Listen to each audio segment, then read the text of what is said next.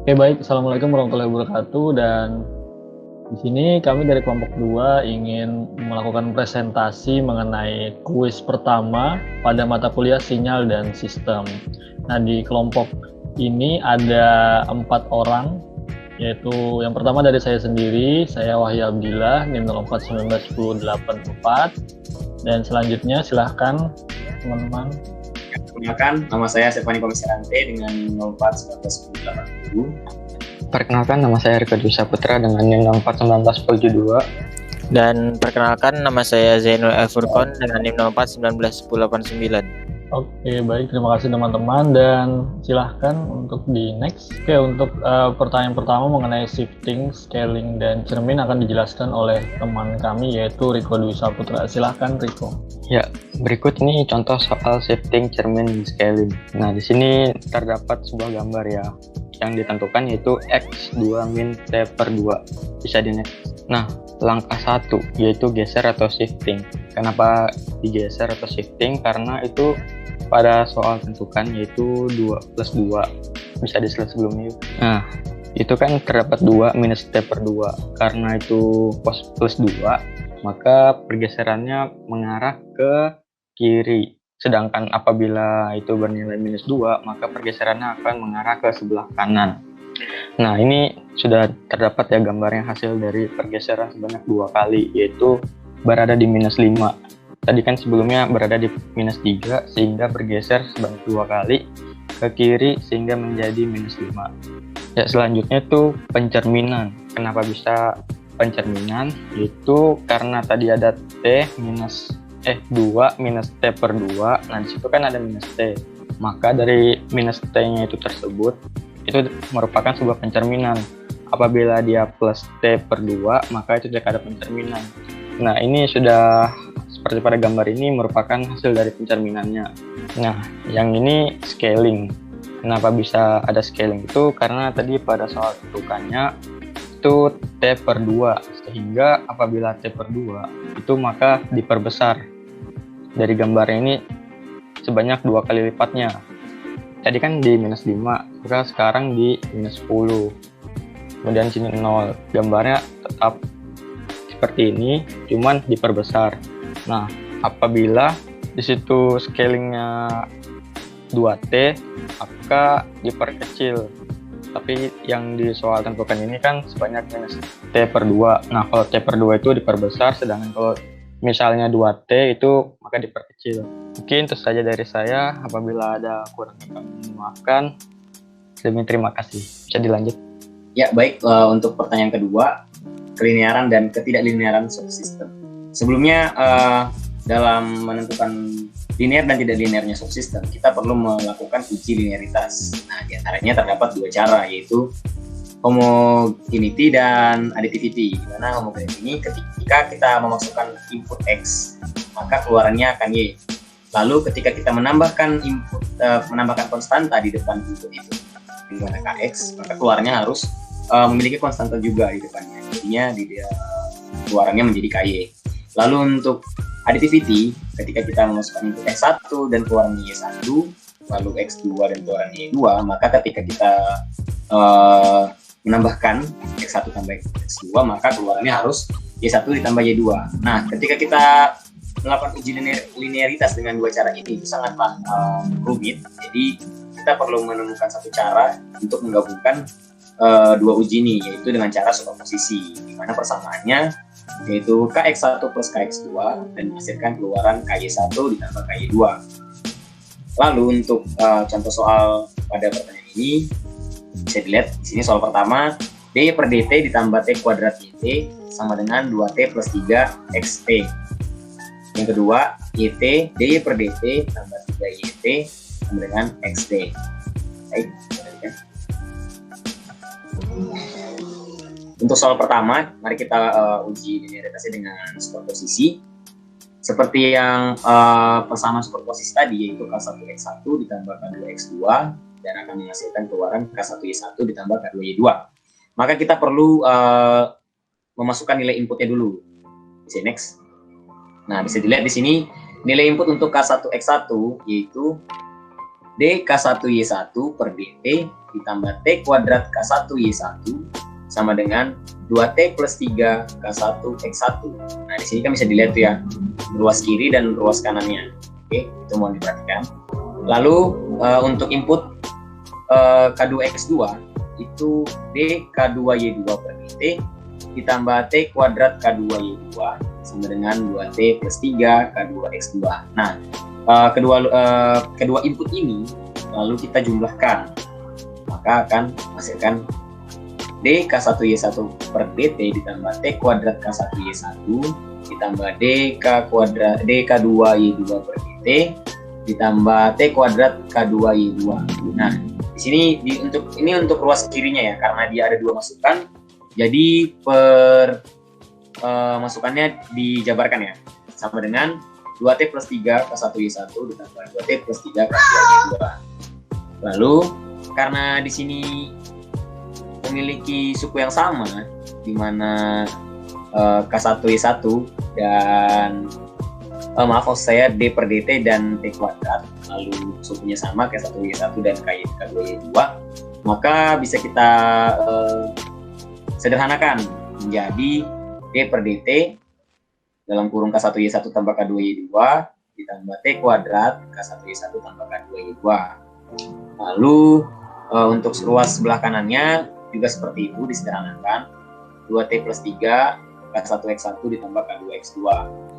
Nah, ini dikarenakan D per DT ditambah T kuadrat sama dengan 2T plus 3 merupakan sebuah persamaan dari soal di atas tadi, maka hal tersebut bisa diabaikan, sehingga bisa kita lihat K1Y1 ditambah K2Y2 itu sama dengan K1X1 ditambah K2X2. Nah, sistem ini memenuhi persamaan superposisi tadi, jadi bisa dikatakan bahwa sistem tersebut adalah sistem yang linear. Baik, bisa kita lanjut ke soal nomor 2. Untuk soal nomor 2, YT DY per DT ditambah 3YT sama dengan XT. Nah, bisa kita lihat di sini juga ada persamaan superposisinya. Lanjut. Lalu kita seperti soal nomor 1 tadi, kita memasukkan input terlebih dahulu, di mana K1X1 itu menjadi K1Y1 D K1Y1 per DT ditambah 3 K1Y1 sama dengan K1X1. Maaf, mungkin saya tadi sedikit ada kelewatan, di mana untuk T di sini kita abaikan dulu karena kita hanya mencari dari inputnya saja ya. Nah, lalu untuk input yang kedua K2X2 itu K2Y2 D K2Y2 per DT ditambah 3 K2Y2 sama dengan K2X2. Nah, dua luaran ini lalu dijumlahkan maka hasilnya dari input tadi ya. Nah, ini dia hasilnya. K1Y1 D K1Y1 per DT ditambah 3 K1Y1 ditambah K2Y2 D K2Y2 per DT ditambah 3 K2Y2 sama dengan K1X1 plus K2X2. Di sini bisa dilihat untuk ruas sebelah kanan itu tidak ada masalah, namun untuk ruas sebelah kiri itu karena ketika kita menyederhanakannya ada satu persamaan yang sukunya itu tidak sama. Jadi karena sukunya itu berbeda, di mana kita lihat di DK1Y1 per DT dan DK2Y2 per DT itu memiliki di depannya ada K1Y1 dan K2Y2 memiliki suku yang berbeda. Jadi karena ruas kirinya tidak memiliki suku yang sama, sehingga persamaan sistem ini tidak bisa dikatakan linear atau non linear. Jadi K1Y1 plus K2Y2 tidak sama dengan K1X1 plus K2X2. Sekian dari saya, dan apabila ada salah kata mohon maaf. Terima kasih. Oke, baik. Untuk pertanyaan selanjutnya mengenai konvolusi sum yang akan saya jelaskan di sini.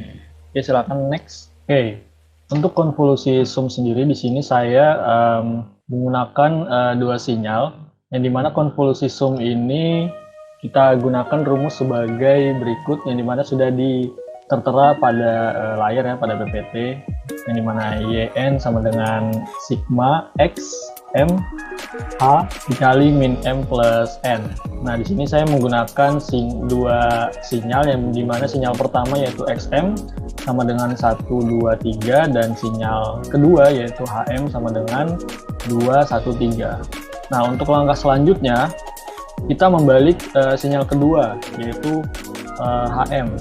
Jadi kita dapatkan kondisi seperti yang ada pada PPT, yaitu yang dimana awalnya adalah 213, kita balik menjadi 312 seperti itu.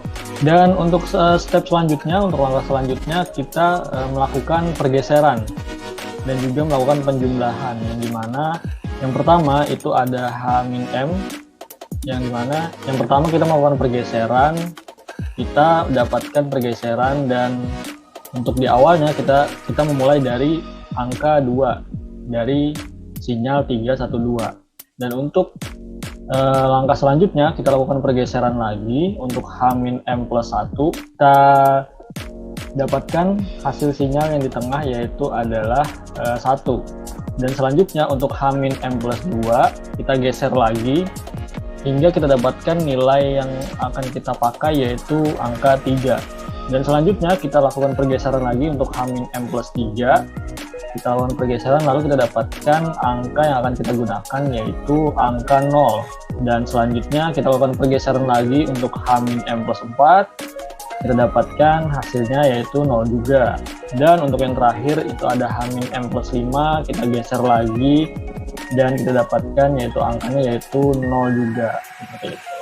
Dan dengan menggunakan rumus yang sudah saya jelaskan tadi di awal, didapatkan hasil dari pergeseran dan juga penjumlahan, yang dimana yang pertama itu untuk Y0 kita dapatkan hasilnya dari angka yang kita gunakan tadi yaitu 2, dan kita setarakan dengan sinyal pertama, maka kita dapatkan hasil dari Y0 yaitu sama dengan 2, yang dimana hasilnya adalah dari 1 dikali 2, lalu melakukan penjumlahan dari hasil-hasil yang kita dapatkan, dan didapatkan Y0 sama dengan 2. Dan selanjutnya untuk Y1 yaitu H-M+1, kita gunakan angka yang kita geser yaitu pada angka 1, dan didapatkan hasil dari perkalian sinyal pertama dan sinyal kedua yaitu 0140, dan untuk penjumlahannya didapatkan Y1 sama dengan 5.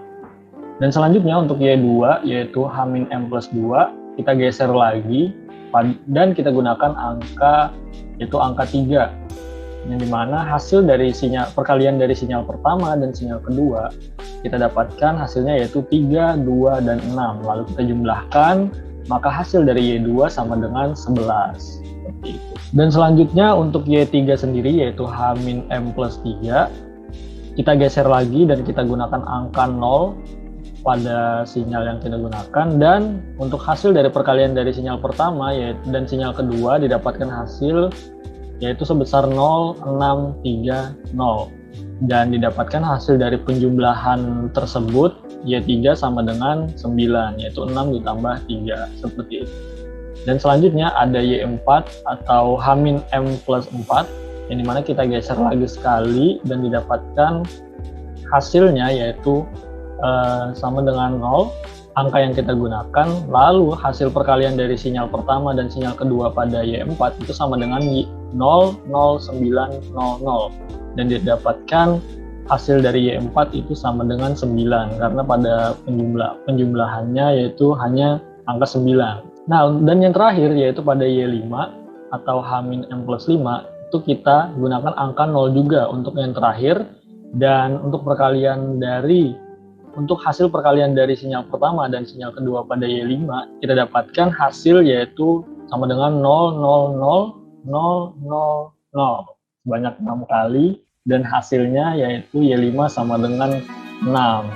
Nah, karena hasil langkah terakhir pada Y5 kita dapatkan sama dengan 0 semua, maka hasil produk dan penjumlahan dari semuanya ini sudah berakhir, dan didapatkan hasil dari produk and sum tersebut dapat kita lihat deretnya sebagai berikut.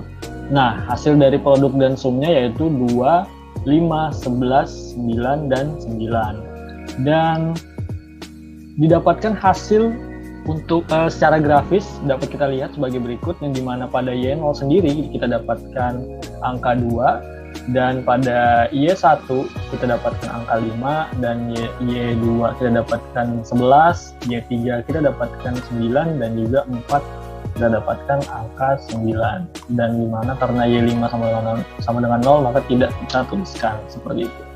Mungkin itu saja untuk hasil dari soal ketiga. Terima kasih, akan dilanjutkan oleh teman saya. Silakan. Baik, terima kasih Wahyu Abdillah.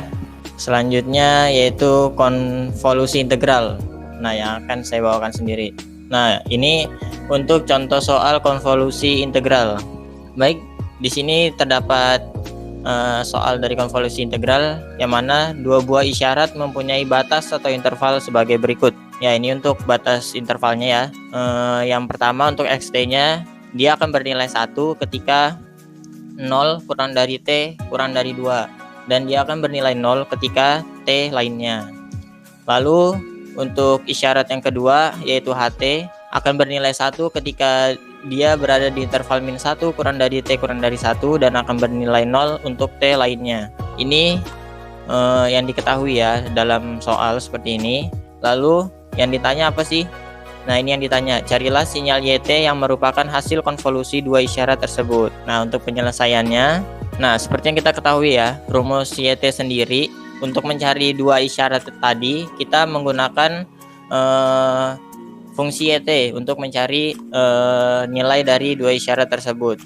Yang mana YT sendiri itu adalah integral dari min ta hingga sampai ta hingga X dalam kurung tau dikali H dalam kurung T min tau D tau.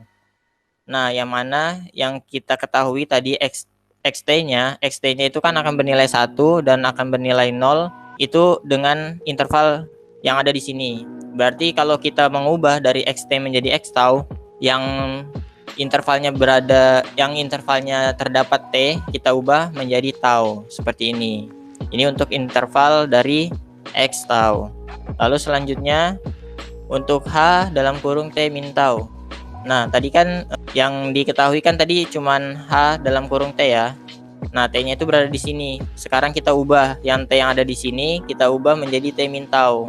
Yang akan bernilai 0 juga sama, kita ubah yang awalnya di sini T, kita ubah menjadi T min tau. Lalu kita pindahkan nih yang awalnya T-nya di tengah, kita ubah ke sebelah kiri dan ke sebelah kanan untuk menghilangkan fungsi T yang ada di tengah sini. Seperti itu. Lalu begini hasilnya. Karena T di sini positif, pindah ke sebelah kiri jadi min. Lalu ke sebelah kanan juga bertanda min. Lalu kita ubah nih. Kan di sini operasinya masih minus nih. Kita ubah menjadi plus. Karena kita ubah menjadi plus, otomatis tandanya berubah. Yang awalnya kurang dari menjadi lebih dari. Di sini bisa dilihat untuk H dalam kurung T min tau akan bernilai 1 ketika dia 1 plus T lebih dari tau lebih dari T min 1 dan akan bernilai 0 ketika T lainnya. Lalu kita ubah, kan begini posisinya nggak enak nih. Kita ubah nih yang awalnya T min 1-nya di sini kita ubah menjadi di sebelah kiri. Jadi tandanya juga berubah. Jadinya seperti ini untuk hasil interval dari H dalam kurung T min tau. Lalu next. Nah, untuk mempermudah kita bisa menggunakan grafik seperti ini ya. Dari yang tadi, dari X dalam kurung tau, dia kan dari yang X dalam kurung tau kan batasnya tadi 0 kurang dari tau kurang dari 2. Sehingga kita bisa membuat grafiknya seperti ini. Lalu untuk H dalam kurung T min tau, dia batasnya kan dari T min 1 sampai dengan T plus 1. Sehingga kita bisa tuliskan seperti ini untuk grafiknya. Kita bisa gambarkan seperti ini untuk grafiknya. Mohon maaf. Oke, lanjut. Nah, kemudian setelah kita dapatkan ilustrasi grafiknya, lalu kita mencari titik X tau dan H dalam kurung T min tau berdasarkan grafik yang ada di sini.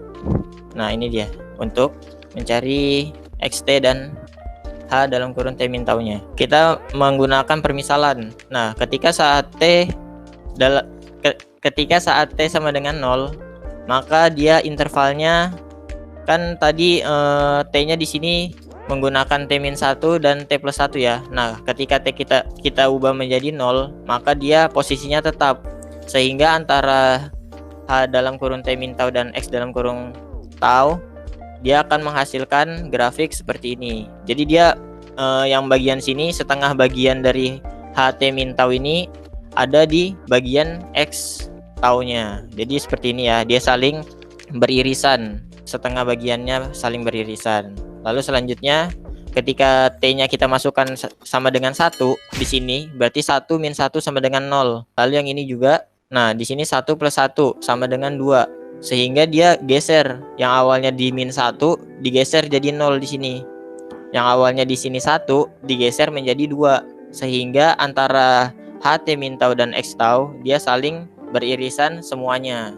Jadi tidak sebagian semuanya. Lalu ketika T sama dengan 2, kita masukkan juga di sini T ketika dia 2 berarti 2 min 1 dan di sini 2 plus 1. Nah, 2 min 1 berarti 1, lalu 2 plus 1 di sini 3.